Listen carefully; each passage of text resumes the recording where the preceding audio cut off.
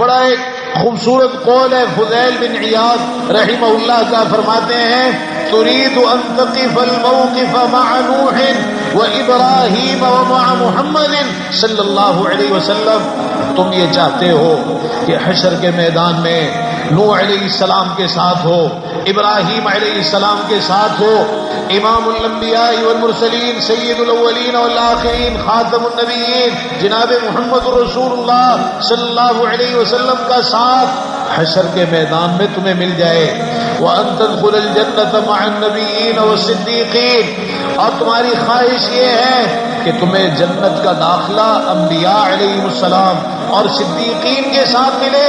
فرماتے ہیں بِأَيِّ عَمَلٍ، خواہش تو ہے لیکن اس کے لیے تمہارے پاس کون سا عمل ہے؟ ذرا سوچو تو صحیح، اپنا محاسبہ تو کرو، اپنا جائزہ تو لو، کون سے عمل کے بدلے تم یہ چاہتے ہو؟ کیا عمل کیا اس کے لیے؟ کیا محنت کی؟ کیا کوشش کی تم نے؟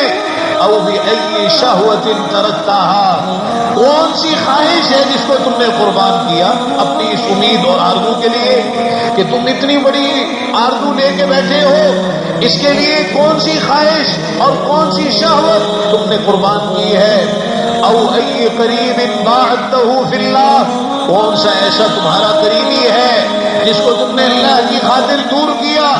او ای عدو قربتہ فی اللہ، یا کون سا تمہارا ایسا دشمن ہے کہ ذاتی تمہاری دشمنی ہے لیکن تم نے اللہ کی خاطر اس کو قریب کیا؟ ہے تو تمہارا مسلمان بھائی نا، اس کے اسلام کی وجہ سے تم نے اس سے محبت کی اور تم نے اس کو اپنے قریب کیا۔